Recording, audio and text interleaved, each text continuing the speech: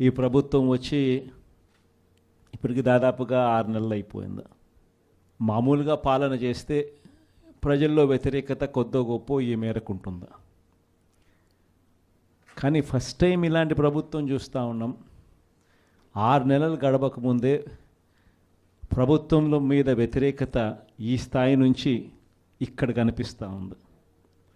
ఈ రోజుకి కూడా మన జెడ్పీటీసీలు కానీ, మన ఎంపీటీసీలు కానీ, మన సర్పంచులు కానీ, ఎవరైనా కూడా ఏ గ్రామంలో అయినా కూడా, ఏ ఇంటికైనా కూడా గర్వంగా తలెత్తుకొని పోగలుగుతాం. కారణం ఏమిటి అని అంటే, ఎన్నికలప్పుడు మా పార్టీ ఇవన్నీ చెప్పింది. తూచా తప్పకుండా ప్రతి ఇది కూడా చేసి చూపించిన ప్రభుత్వం మాది అని చెప్పి సగర్వంగా తలెత్తుకొని చెప్పుకునే పరిస్థితి ఏ ప్రభుత్వానికైనా ఉంది అని అంటే అది ఒక వైఎస్ఆర్సీపీ ప్రభుత్వమే అని చెప్పి కూడా గర్వంగా చెప్పగలుగుతాం. నిజంగా దాని క్యాంపెయిన్ మనం ఎంత తీవ్రమైన క్యాంపెయిన్ జరిగింది అన్నది ఒకసారి గమనించినట్లయితే, ఏ ఇంటికి ఎవరు పోయినా కూడా తెలుగుదేశం వాళ్ళు, తెలుగుదేశం ఎమ్మెల్యే నుంచి, తెలుగుదేశం కుటుంబ సభ్యుల నుంచి, తెలుగుదేశం పార్టీ కార్యకర్తల దగ్గర నుంచి ఎవరు పోయినా కూడా ప్రతి ఇంటికి వాళ్ళు చెప్పిన మాట, ఇంట్లో ఎవరు కనపడినా కూడా, చిన్నపిల్లలు కనపడితే స్టార్ట్, నీకు 15,000, నీకు 15,000, నీకు 15,000, సంతోషమా? అంతకన్నా కొద్దాం, అంతకన్నా కొంచెం పెద్దోళ్ళు, తల్లులు కనిపిస్తే చాలు, అమ్మలు కనిపిస్తే చాలు, నీకు 18,000, నీకు 18,000, నీకు 18,000, సంతోషమా? అంతకన్నా ఇంకా కాస్త పెద్దోళ్ళు, ఆ అమ్మలకు సంబంధించిన పెద్దమ్మలు, వాళ్ళ అత్తగారు కనిపిస్తే చాలు, నీకు 48,000, నీకు 48,000, నీకు 48,000, సంతోషమా? 20 ఏళ్ళ పిల్లోడు ఇంట్లో నుంచి బయటకు వస్తే చాలు, నీకు 36,000, నీకు 36,000, నీకు 36,000, సంతోషమా?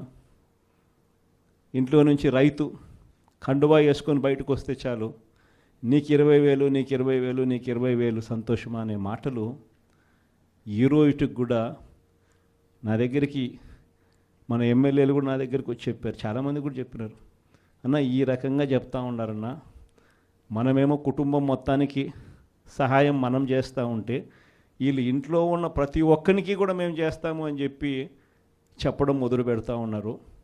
ఈ అబద్ధాలకు మనం తట్టుకోలేమున్నా, మనం కూడా ఏదో ఒకటి చేయకపోతే, ఏదో ఒకటి చెప్పకపోతే ఇబ్బంది పడతామన్నా అని చెప్పి కూడా చాలామంది ఎమ్మెల్యేలు నా దగ్గర కూడా వచ్చి చెప్పారు. కానీ చెప్పినప్పటికి కూడా నేను చేయలేకపోయా.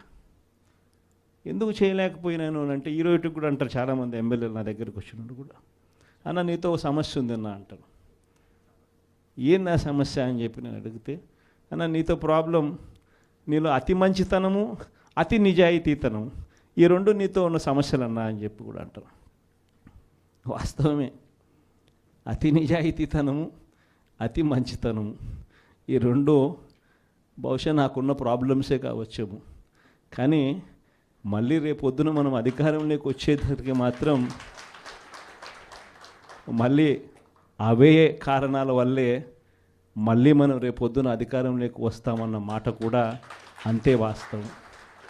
ప్రైవేట్ స్కూళ్ళు గవర్నమెంట్ స్కూళ్ళల్లో పోటీ పడగలుగుతాయా, ఇది సాధ్యమేనా అని చెప్పి అనుకునే పరిస్థితి నుంచి ప్రతి 6వ తరగతి నుంచి ప్రతి క్లాస్ రూమ్లోనూ డిజిటల్ క్లాస్ రూములు తయారు చేసి ఇవన్నీ తీసుకొచ్చి మన హయాంలో గర్వంగా కూడా తలెత్తుకొని చెప్పగలుగుతాం. ప్రైవేట్ స్కూళ్ళు గవర్నమెంట్ స్కూళ్ళతో పోటీ పడే పరిస్థితి వచ్చింది అని అంటే అది ఒక్క వైఎస్ఆర్సీపీ హయాంలో మాత్రమే. వసతి దీవెన గాలికి ఎగిరిపోయింది. పిల్లలను ఈరోజు చదువుకునే దానికోసం ఇంజనీరింగ్ కాలేజీలో యాజమాన్యాలు, మీరు ఫీజులు కట్టకపోతే మీరు చదువుకునేదానికి మేము ఒప్పుకోము, ఫీజులు తీసుకొని రండి అని చెప్పి పిల్లల్ని ఇంటికి పంపిస్తూ ఉన్న పరిస్థితులు ఈరోజు కనిపిస్తూ ఉన్నాయి. వైద్య రంగం పరిస్థితి కూడా అంతే దయనీయంగా ఉంది. ఆరోగ్యశ్రీ సేవలు మార్చి నుంచి ఇంతవరకు బిల్స్ లేవు. వ్యవసాయం పరిస్థితి అంతే. ఆర్బీకేలు స్థాపించి ఈ క్రాప్ పెట్టి ట్రాన్స్పరెంట్గా, పారదర్శకంగా ఉచిత పంటల బీమా అమలు చేసి దళారీ వ్యవస్థ అనేది లేకోకుండా ఆర్బీకేల ద్వారానే పంటలు కొనుగోలు చేసి ప్రతి రైతుకు తోడుగా అండగా నిలబడే కార్యక్రమం మనం చేస్తే, ఈరోజు ఏ రైతు ధాన్యం కొనుగోలులో ఏ రైతుకు కూడా కనీస మద్దతు ధర రాని పరిస్థితిలో ఈరోజు వ్యవసాయం చేస్తూ ఉన్న పరిస్థితులు ఈరోజు కనిపిస్తూ ఉన్నాయి. మళ్ళీ పథకాలు ఎలా ఉన్నాయో అని హలో అని ఫోన్ చేసి అడుగుతారంట. పథకాలు ఉంటే కదా నువ్వు హలో అని చెప్తే అవతలోడు హలో అని చెప్పి మళ్ళీ చెప్పేదానికి. పథకాలు లేవు, ఫోన్ చేసి నువ్వు హలో చెప్తున్నావు. అది పరిస్థితి. నేను ఇప్పుడు రాజకీయాల్లో లేను, ఏ పార్టీలో కూడా లేను. రాజకీయాల గురించి, వ్యక్తుల గురించి, వ్యవస్థల గురించి మాట్లాడతాను కానీ రాజకీయ పార్టీల గురించి మాట్లాడను. అందుకని రాజకీయ విషయాలు నేను స్పృశిస్తాను. రాష్ట్రంలో, దేశంలో, గ్రామీణ ప్రాంతంలో పుట్టి ఒక అత్యున్నత రాజ్యాంగ పదవికి దాకా చేరుకొని, రెండవ అత్యున్నత రాజ్యాంగ పదవి దాకా చేరుకున్న తర్వాత కొన్ని విలువలు, కొన్ని సాంప్రదాయాలు, కొన్ని పద్ధతులు పాటించాలి. ఆ పద్ధతులు, పరిమితులకు లోబడి నేను ఎక్కువ విషయాలపైన అంత లోతుగా మాట్లాడని చెప్పి సందర్భంగా మనవి చేస్తూ, శ్రీ నారా చంద్రబాబు నాయుడు గారు రాష్ట్ర ముఖ్యమంత్రిగా వచ్చిన ఈ అవకాశాన్ని సద్వినియోగపరుచుకొని రామారావు గారి స్వప్నమైన యొక్క పేదరిక నిర్మూలన, ఆర్థిక అసమానతల తగ్గింపు, ప్రాంతీయ అసమానతల తగ్గింపు, ఆ దిశలో ముందుకు వెళ్ళాలని, ఈ యొక్క పేదరిక నిర్మూలన, అసమానతల తగ్గింపు ఇవన్నీ కూడా ఒకరోజు 2 రోజులు అయ్యేవి కాదు. దానికి ఒక దీర్ఘ ప్రణాళికతో వారు నిన్న విజన్ 47 అని పెట్టారు.